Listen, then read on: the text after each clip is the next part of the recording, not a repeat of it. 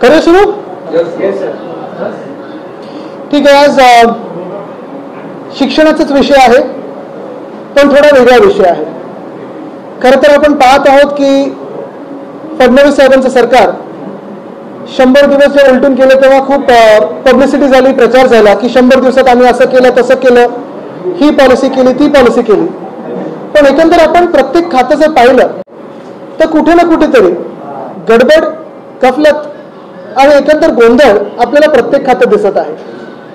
सगळ्यात मोठं खातं जर आपण पाहिलं आणि महत्त्वाचं माझ्या दृष्टिकोनातून तर शिक्षण आहे. कारण पुढची पिढी ही शिक्षणावर घडत असते. एकंदर आपण पाहिलं तर शालेय शिक्षण मंत्री आधीचे पण जे होते त्यांनी गणवेशात जो गोळ घातलेला तो आहेच, अजूनही तो सुटला नाही, अजूनही उत्तरं आली नाहीत. पण आत्ताचे जे सध्याचे जे शालेय शिक्षण मंत्री आहेत त्यांनी विषयांबद्दल तर घोळ घातलाच आहे. काय अनिवार्य आहे, काय नाही आहे, काय मौखिक शिकवणार, काय पुस्तकी शिकवणार, हे सगळं आहेत. पण ज्या परीक्षेसाठी, 10वीच्या परीक्षेसाठी मुलं मुली दिवस रात्र मेहनत करतात, अभ्यास करतात, टेन्शन घेतात, आई वडिलांना देखील टेन्शन असतं. आणि साधारणपणे आयुष्यातला पहिला मोठा टप्पा किंवा एक पायरी ही 10वीची एक्झाम असते. 10वीचे निकाल लिहून 1 महिना उलटून गेला. 13 मे या दिवशी 10वीचे निकाल आले. 10वीचे निकाल आल्यानंतर जी काही सिस्टीम, विन्सिस वगैरे नावाची काहीतरी कंपनी आहे, त्याला काय आधी साधारणपणे एक्सपिरियन्स आहे वगैरे कोणालाच काही माहिती नाही. पण जी ऑनलाईन ॲप्लिकेशनची सिस्टीम वर्षानुवर्ष मुंबईत होती, पुण्यात होती, महाराष्ट्र ठाण्यात होती, नागपूर, नाशिक ह्या काही ठराविक शहरांमध्ये होती. अचानक यावर्षी ठरवलं गेलं की आता सगळ्या एक्झाम्सचे हे जे काही ॲडमिशन आहेत 10वीच्या नंतरच्या FIJCचे जे, मग तुम्ही प्रत्येक कोर्स घ्या, मेडिकल घ्या, इंजिनिअरिंग घ्या, सगळं काही घ्या, हे त्या विन्सिसकडेच दिलं गेलं. आणि मग 21 मेला जेव्हा पोर्टल सुरू झालं तेव्हा पहिल्याच दिवशी क्रॅश झालं. ऑनलाईन जे काही तुम्हाला फॉर्म भरायचे होते ते क्रॅश होत होते, त्याच्यात गडबड होती. OTP येणार नाही येणार, SMS येणार नाही येणार, हा सगळा गोंधळ झाल्यानंतर 10 जूनला पहिली यादी येणार होती. पहिली यादी आली का? तर नाही आली. अजूनही विद्यार्थी 25 लाख विद्यार्थी महाराष्ट्रातले हैराण आहेत, स्ट्रेसमध्ये आहेत, टेन्शनमध्ये आहेत की ॲडमिशन मिळणार की नाही मिळणार. मग सांगितलं 26 जूनला लागणार. 26 जूनला आली का यादी? तर नाही आली. आता 26 जून जाऊन 2 दिवस झालेले आहेत. आज तारीख 28. सांगतात आज येईल, कदाचित 30 तारखेला येईल. आज कदाचित लागू शकते यादी, किंवा 30 तारखेला लागू शकते, किंवा पुढेही जाऊ शकते. पण प्रश्न हाच आहे की फडणवीस साहेबांनी असे अकार्यक्षम मंत्री आजूबाजूला गोळा केलेले आहेत की जेव्हा त्यांचा पहिल्या वर्षाचा रिपोर्ट कार्ड येईल तेव्हा 10वीचे हे विद्यार्थी तर पास झाले, पण ह्या भाजप सरकारचं रिपोर्ट कार्ड जे येईल ते प्रत्येक खात्यात फेल फेल फेल फेल येईल. कारण नुसतं गोंधळ उडवायचा, विषयांवरनं अजून काहीतरी विषय दुसरीकडे न्यायचा, भाषेवरनं आपण तुम्ही वाद पेटवून ठेवलेला आहे, तुम्ही पहिलीतल्या विद्यार्थ्यांवर 3 भाषा लादणार आहात, हे सगळं गोंधळ ते एका बाजूला. पण जे शालेय शिक्षण मंत्री आहेत ज्यांनी हा सगळा गोंधळ घातलेला आहे त्यांना मुख्यमंत्री महोदय जाब विचारणार आहेत की नाही. कारण त्यांनी शिक्षणात घोळ घातलेलाच आहे आणि आता पुढे ॲडमिशन मिळणार की नाही ह्याच्यावर मुलांचं टेन्शन आणि आई वडिलांचं टेन्शन, पालकांचं टेन्शन हे वाढत चाललेलं आहे. नुसतं आई वडिलांचं नाही, विद्यार्थ्यांचंच नाही, तर कॉलेज देखील कधी सुरू होणार. कारण आत्ता जर पहिली यादी लागणार असेल, कट ऑफ करणार असेल, तर मग पुढचं काय.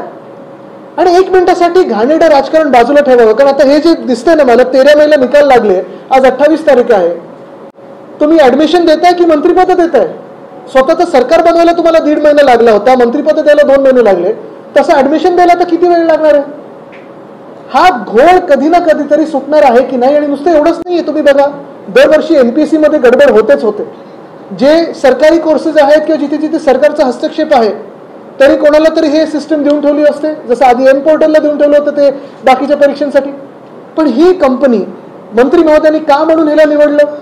अचानकपणे कुठचाही प्रकार म्हणजे हा असा पूर्ण सिस्टमवर लादणं, कुठेही ड्राय रन न करता, कुठेही ह्याचा प्रयोग कसा चालेल हा हे न पाहता जर तुम्ही असं सगळं लादणार असाल तर महाराष्ट्राचं भवितव्य तुम्ही मारून टाकता आणि हे पाप शालेय शिक्षण मंत्री दादा भुसे करत आहेत.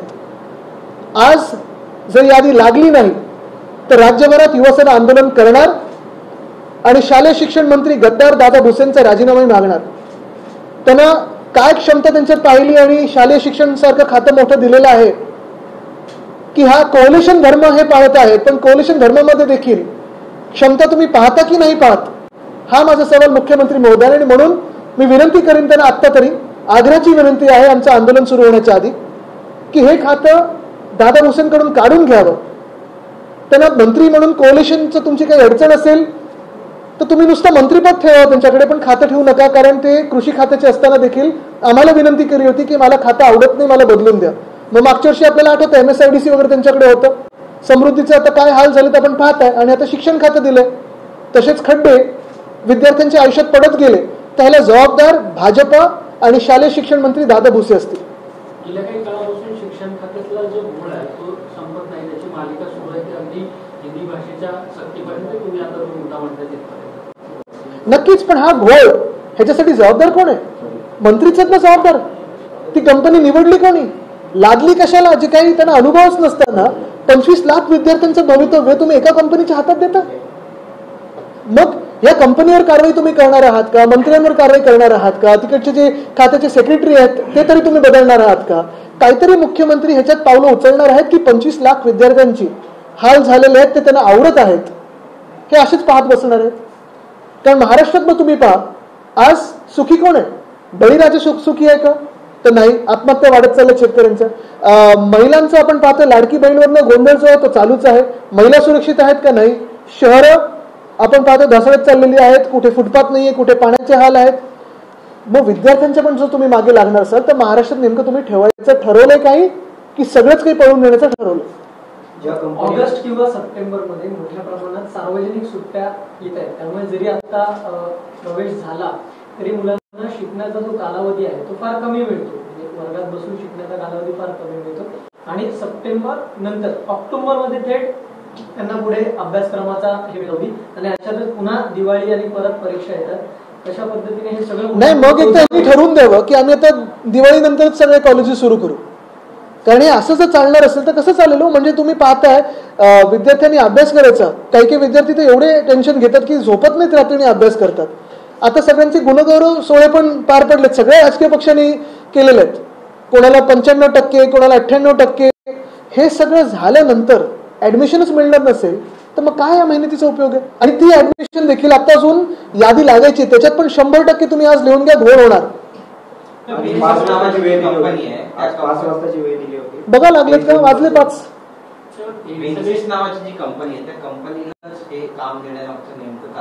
आता हेच कारण मला कळत नाहीये. म्हणजे ह्याच्यात काही वेगळं हेतू आहे, काही लागेबांधे त्याच्यात, की खरोखरी कंपनी जागतिक स्तरावर असं करत आलेली आहे. म्हणजे USA मध्ये वगैरे पण हे करते, हार्वर्ड वगैरे येल साठी, आणि मग आपण आता मुंबईत खेचलं ना. बघा, मी भ्रष्टाचाराचा लगेच आरोप नाही लावणार, पण कारण ह्या सरकारला आता आरोप म्हणजे त्या भ्रष्टाचाराच्या आचारातच बुडलेले ते. समृद्धीचा तुम्ही हाल जर पाहिले असतील तर आता कळलं असेल तुम्हाला की भ्रष्टनाथ शिंदेना का पळायला लागलं सुरत आणि गुवाहाटीला. स्पष्ट झालंय ते.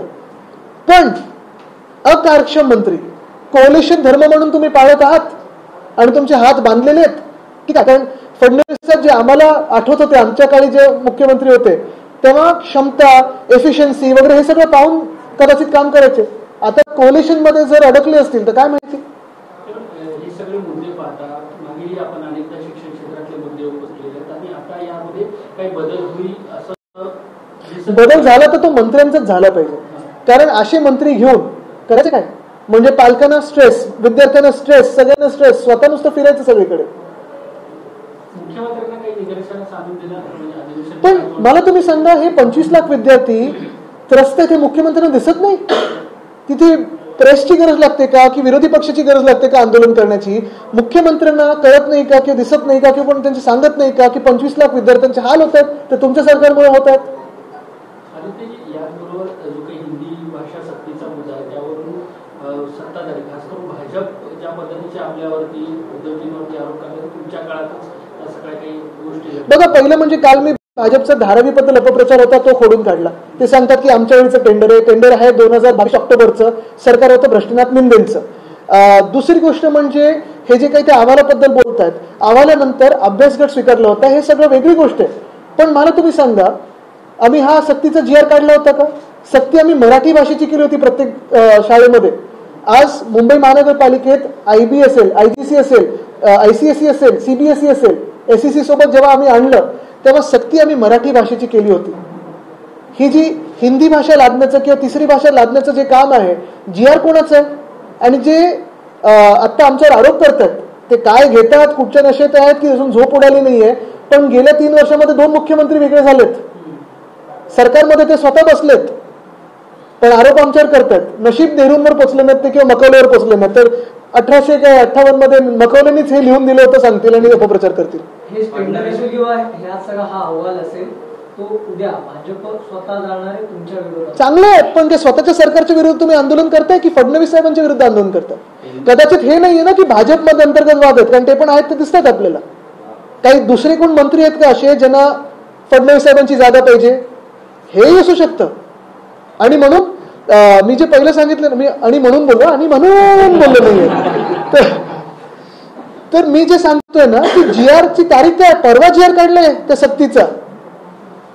कुठच्या धूनमध्ये हे लोक ते झोपेत आहेत की काय आहेत? सक्तीचा GR हिंदीचा हा भाजपच्या सरकारने काढलेला आहे, भ्रष्टनाथ मिंदेंच्या मंत्र्यांनी काढलाय. कदाचित भ्रष्टनाथ मिंदेंनाच फडणवीसांना अडचणीत आणायचं नाही ना, हा देखील विचार तुम्ही करा. फडणवीस म्हणतायत की ठाकरे बंधूंबाबत त्यांना प्रश्न विचारण्यात आला की हिंदी सक्तीच्या विरोधात मोर्चा काढण्यात येतोय. ते म्हणतात की ते जर मराठी असेल मग मी काय पंजाबी आहे का? तर आम्ही कुठे त्यांच्याबद्दल काय बोलतो? म्हणजे त्यांच्या सरकारमध्ये त्यांच्या विरोधात कोण काम करतंय हे त्यांनी ओळखावं. युतीची नांदी आहे आणि विषय आपण सगळे भारतीयच आहोत, सगळ्या भाषा येतात. पण मुख्य गोष्ट हीच आहे की थोडं तरी राजकारण बाजूला ठेवून, स्वार्थाचं राजकारण बाजूला ठेवून हा विचार करावा की तिसरी भाषा तुम्ही पहिलीतल्या विद्यार्थ्यांवर खरोखर लादणार आहात का? आणि मी जे काल बोललो ना, नरसिंहराव साहेब जेव्हा प्रधानमंत्री होते बरोबर, त्याच्या म्हणजे नुसतं प्रधानमंत्री होते तेव्हा नाही, त्यांच्या आयुष्यात अनेक भाषा त्यांना यायच्या, जवळपास 14 की 15 भाषा त्यांना यायच्या. स्पष्ट बोलायचे ते भाषेत, अस्खलित भाषा बोलायचे. ते काय सक्तीच्या शाळेत गेले होते का 14 भाषा तुम्हाला शिकायलाच पाहिजे? वाजपेयी साहेब केवढ्या भाषा बोलायचे तेच काय? आता शशी थरूर बाहेर फ्रेंचमध्ये बोलले, सक्तीच्या भाषेत बोलले होते का? मुख्य गोष्ट हीच आहे ना की तुम्ही पहिलीपासून शिकवताय काय? किती भाषा तुम्ही लादणार? आता दादा भोसे म्हणतात की मौखिक असेल हिंदी भाषा जी ती मौखिक. बघा उद्याचं पण आंदोलन मौखिकच आहे, ते त्याच्या पुढचं होऊ नका देऊ. 5 तारखेला जे आंदोलन होते त्यामध्ये शरद पवारांनी पाठिंबा दिलेलाच आहे, कार्यकर्त्यांना आव्हान दिलंय, मात्र काँग्रेस येणार नाहीये त्यांनी स्पष्ट केलंय. बघा उद्या परवाचं जे आंदोलन आहे, उद्याचं जे असेल किंवा 5 तारखेचं असेल, आणि हे आंदोलन जोपर्यंत हा GR सक्तीचा मागे जात नाही तोपर्यंत चालू राहील. महत्वाची गोष्ट हेच आहे, आमचा विरोध कशाला आहे? पहिलं तुम्हाला पुन्हा एकदा स्पष्ट करून देतो, भाषेला नाही, त्या भाषिकांना नाही, पण कुठचीही भाषा. मग ह्या आत्ताच्या विषयामध्ये हिंदी तुम्ही पहिलीच्या विद्यार्थ्यांवर जे लादताय आणि महाराष्ट्रात सक्ती करताय त्याला आहे. आणि तो विषय हा शालेय शिक्षण मध्ये जो घोळ झालेला आहे ना, ते मंत्र्यांना कळत नाही की पुस्तकी शिकवणं आणि मौखिक शिकवणं, मग तुम्ही स्पेलिंग कसं चेक करणार, काय करणार? म्हणजे स्वतःला कळत नाही. पहिलं स्वतःहून जा शाळेमध्ये आणि बसा. आज या 10वीच्या विद्यार्थ्यांची तुम्ही वाट लावली, उद्यापासून तुम्ही पहिलीच्या विद्यार्थ्यांची वाट लावाल. पण मुख्य गोष्ट हीच आहे ना की सरकारमध्ये जी गडबड चालू आहे त्याच्या विरोधात आम्ही विरोधी पक्ष म्हणून उतरलेलो आहोत, महाराष्ट्रप्रेमी मराठीप्रेमी म्हणून उतरलेलो आहोत, आणि आमच्यावर कुठची भाषा आम्ही लादू देणार नाही. राऊतजी घोषणा केली होती की हे जे आंदोलन आहे तुमचं ते गिरगाव चौपाटीपासून आझाद मैदानापर्यंत असेल. पण आता तुमच्या मध्ये दोन्ही पक्षांमध्ये मनसे आणि सेनेमध्ये त्या अनुषंगानं मतभेद पाहायला मिळाले. नेमकं कुठून काय मतभेद कुठचे आहेत? तुम्हाला रूट आता हा नीट येईल, आता अजून 5 तारखेला आहे, त्याच्यावरती एकमत होत आहे का? एकमत 100% होणार ना. मोर्चाच एका विषयासाठी आहे, तर एकमत होणार. आणि आम्ही कुठचेही स्वतःचे बॅनर आम्ही स्वतः कुठच्याही पक्षासाठी येत नाही, आम्ही मराठी माणसांसाठी, मराठी भाषेसाठी होतो. चर्चा सुरू आहे पण त्यावर टीका पण होते. माणिकराव मुकाटे म्हणतात की यामागे राजकीय अर्थ लपलेला आहे. नाही ठीक आहे, त्याच्यात मी काय सांगतो. ठाकरे यांचं बोलणं झालेलं आहे आणि मानसिकता झालेली आहे, दोन्ही पक्ष एकत्र आहेत. नाही बघा, मी त्याच्यात आता जाणार नाही, कारण महत्वाची गोष्ट हीच आहे, आज मी 25 लाख विद्यार्थ्यांबद्दल हा विषय आपल्यासमोर मांडत आहे. हा विषय 25 लाख विद्यार्थी म्हणजे त्यांचे पालक, विद्यार्थी, परिवार या सगळ्यांचा आहे, अनेक कॉलेजेसचा आहे. कॉलेजमध्ये परत आपण पाहिलं तर शिक्षक असतात, त्यांचं देखील करिअर इथे आपण पाहतोय की सरकार वाट लावू इच्छित आहे. आणि हे सगळं होत असताना नेमकं कॉलेजेस सुरू कधी होतील, परीक्षा पुढच्या होणार कधी, निकाल आता ही जी लागलेली त्याची यादी येणार कधी, हा सगळा विषय. आणि ह्याच्यासाठी युवासेना रस्त्यावर उतरेल जर आज उद्यात ही यादी लागली नाही तर. सर, आज आप जिस तरीके से प्रेस कॉन्फ्रेंस ले रहे हैं, इस प्रेस कॉन्फ्रेंस पीछे का उद्देश्य क्या है? क्योंकि जिस तरीके से हिंदी भाषा के पर लगातार सख्ती से एक अपना रुख अपना रहे हैं, क्या कहना चाहेंगे? इस आज जो पत्रकार परिषद में ले रहा हूं ये इसी विषय पे है कि महाराष्ट्र में लगभग 25 लाख विद्यार्थियों के हाल हो रहे हैं. 13 मई को इनके जो 10वीं कक्षा के जो रिजल्ट्स थे वो लग गए थे, घोषित हुए. और 13 मई से लेके अब तक जो ऑनलाइन प्रक्रिया इन्होंने शुरू की एडमिशन की, कहीं भी किसी को पता नहीं कि कैसे आगे जाए. क्योंकि ऑनलाइन एडमिशन्स के लिए जो फॉर्म भरना था उस फॉर्म में गड़बड़ी थी, जो OTP आना था या जो भी SMS आना था उसमें गड़बड़ी थी, जो वेबसाइट या जिस कंपनी की वेबसाइट है, विंसिस या कोई कंपनी है पूना की, शायद पहली बार इतनी बड़ी स्केल पे ये हैंडल कर रहे सारी चीजें, तो उनको भी तकलीफ हो रही थी, उनकी भी साइट क्रैश हुई. तो पहला सवाल यही है कि 25 लाख विद्यार्थियों का भवितव्य, उनका भविष्य, उनकी ऑनलाइन एडमिशन प्रोसेस सिर्फ एक ही कंपनी के हाथों क्यों दी गई. दूसरी बात, कोई एक्सपेरिमेंट ना करते हुए, कोई ड्राई रन ना करते हुए आप क्या ये सारे 25 लाख विद्यार्थियों का भविष्य एक ही कंपनी के हाथों देने वाले हैं. तीसरी बात, आज तारीख है 28 जून, 20 जून को जो रिजल्ट आने वाला था आज भी नहीं आया है, तो इनकी ऑनलाइन एडमिशन की प्रोसेस या पहली लिस्ट कब तक जारी होगी. चौथी बात, ये सारे फिर हिंदी की सख्ती का विषय हो या फिर इस ऑनलाइन एडमिशन प्रोसेस का विषय हो, इसकी जिम्मेदारी जो अकार्यक्षम मंत्री है दादा भुसे उन पे ही है. और उनका इस्तीफा क्या फडणवीस साहब लेंगे? क्योंकि इस सारे प्रॉब्लम में रिपोर्ट कार्ड में जो फेल आ रहा है वो फडणवीस साहब का आ रहा है. सर, अगर देखा जाए तो एनसीपी जो शरद पवार गुट है वो आपके साथ जुड़ा हुआ है, लेकिन जो है कांग्रेस कहीं ना कहीं आपके साथ फिलहाल नहीं आना चाहता है, जिस तरह से मोर्चा निकाला. हम इसमें कोई राजनीति नहीं देख रहे. आज अगर आप देखें तो महाराष्ट्र में पहली के कक्षा के विद्यार्थियों पे तीसरी भाषा सख्ती की जा रही है और इसी के खिलाफ हम सारे लोग रास्ते पे आ रहे हैं. हम सख्ती नहीं मानेंगे. आज तक जो होते गया है वो ठीक था, पढ़ाई में से सब लोग आगे आते रहे.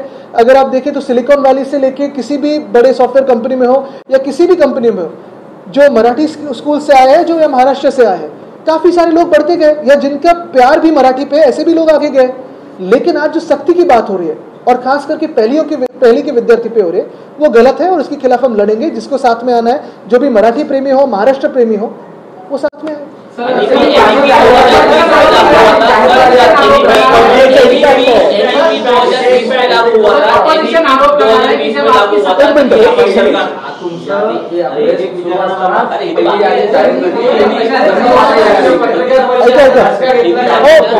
सक्ती करू नका त्यांच्यावर जरा, प्रश्नांची सक्ती करू नका. पत्रकार परिषद सुरू असताना यादी पहिली जाहीर झाली, काय अपडेट? म्हणजे याचा अर्थ आहे की आता मला तुम्ही पुढच्या वेळी आठवण करा, लागल्या पत्रकार परिषद घेऊ. पण एक सत्य आहे की आम्ही आंदोलनाचा इशारा दिला आणि आज पत्रकार परिषद त्यांची पण झाली, यादी आली. मग ते थांबले कशासाठी होते? आणि दुसरी गोष्ट म्हणजे आता पुढचा टप्पा कधी येणार, दुसरी यादी कधी येणार आणि याच्यात घोळ नसावा ही इच्छा आहे. तरी देखील आम्ही जे अकार्यक्षम मंत्री आहेत, दादा भुसे जे कृषी मंत्री म्हणून फेलियर होते, जे MSIDC मंत्री म्हणून फेलियर आहेत, शिक्षण मंत्री म्हणून फेलियर आहेत, त्यांचा राजीनामा, कोalition धर्म जरी पाळायचा असेल, कारण ठीक आहे आम्ही आधी पण पाहिले कोalition धर्माबद्दल भाजपने आम्हीच आरडाओरडा करायचो, पण आता फडणवीस साहेबांवरच ही वेळ येईल कोalition धर्माची, हे कधी आम्ही पाहिलं नव्हतं. त्यांचा राजीनामा घेणं हे गरजेचं आहे, अनिवार्य आहे, सक्तीचं आहे. दुसरी यादी 9 जुलैची तारीख दिली आहे. आता बघू, पण एवढं अंतर कशाला? कोल्हापुरामध्ये पुन्हा नवा वाद सुरू झालेला आहे. कोल्हापुरामध्ये जिल्हा प्रमुख पदावर नवा वाद सुरू झालेला आहे. जे रवी किरण इंगवळे यांची निवड करण्यात आलेली आहे, त्यांच्या नेतृत्वाखाली हर्षल सुर्वे यांनी काम करण्यास नकार दिलेला आहे. अनेक बघा, पक्षात वाद नसतो. जे उद्धव साहेब पक्षप्रमुख म्हणून सांगतात तो आदेश असतो आणि तेच बरोबर असतं. ज्यांना काम करायचं असतं सोबत त्यांनी काम करावं, ज्यांना नसेल करावं की काय कारण शोधत असतील तर त्यांनी जावं. सर, NEP 2020 में लागू हुआ था, तभी उद्धव ठाकरे जी की सरकार थी, तो इनडायरेक्टली जो पूरा है आपके ऊपर जो डालने, इनडायरेक्टली नहीं, हम डायरेक्टली यही कहते हैं कि NEP, हम तो सोच रहे थे हायर एजुकेशन को ठीक करेगा, लेकिन जो रिपोर्ट था वो रिपोर्ट के बाद भी हमने एक अभ्यास कमेटी की थी, स्टडी कमेटी, 5-6 मंत्री थे उसमें. लेकिन सबसे बड़ी बात ये थी कि उसके बाद 2 मुख्यमंत्री बदले हुए, एक गद्दार मुख्यमंत्री बने और अभी फडणवीस साहब बने। जीआर हिंदी की सख्ती का किसने लाया है? हमारे समय में हमने मराठी अनिवार्य की थी और हर एक बोर्ड में की थी, फिर वो IB हो, IGCSE हो, CBSE हो, ICSE हो, सारे लैंग्वेजेस के साथ आपको मराठी भी आनी जरूरी है, वो हमने अनिवार्य की थी महाराष्ट्र में। लेकिन भाजपा की सरकार है जो तीसरी भाषा हिंदी को लेके विद्यार्थियों पहली के विद्यार्थियों पे लादना चाहिए, सख्ती करना चाहती है। दूसरी बात जो वो कह रहे हैं कि 20 लोग साथ में आए तो कोई भी भाषा चुन सकते हैं, कि ये उनको खुद की राजनीति लगी कि 20 लोग साथ में आए फिर इलेक्शन कमीशन के पास जाए, किसी का चिन्ह चुराए, किसी का नाम चुराए, ऐसे होता है? कैसी बात है कि पहले के विद्यार्थी 20 साथ में आके कोई सब्जेक्ट चूज करने वाले? तो पहली बात यह है कि थोड़ी अकलमंदी से काम ये शालेय शिक्षण मंत्री ले, थोड़ा जो है इस्तेमाल करे दिमाग और काम ठीक से करे। भाजप पण आता उद्यापासून उद्धव बाळासाहेब ठाकरे यांच्या खोटारडेपणाची होळी ठिकठिकाणी करतात। बघा, खोटारडेपणा जर तुम्ही देशभरात पोल घेतलात, जुमलेबाजी 15 लाख कोण आणणार होतं? आणि कालाधन स्विस बँक मध्ये किती आहे? खोटारडेपणा बोलायचं असेल तर शेतकऱ्यांची कर्जमाफी कोण करणार होतं? आम्ही करून दाखवली, ते बोलतात जुमला होता। लाडकी बहीण खोटारडेपणा कोणाचा होता? अच्छे दिन कोण आणणार होतं? तर भाजपने खोटारडेपणाबद्दल बोलू नये, त्यांची ओळखच ती आहे। पण मुख्य गोष्ट हीच आहे, यायचं असेल चला उद्या या आणि सांगा काय आम्ही केलं। GR वर सही कोणाची दाखवा, सरकार आज कोणाचं? आम्ही मुख्यमंत्री आहोत,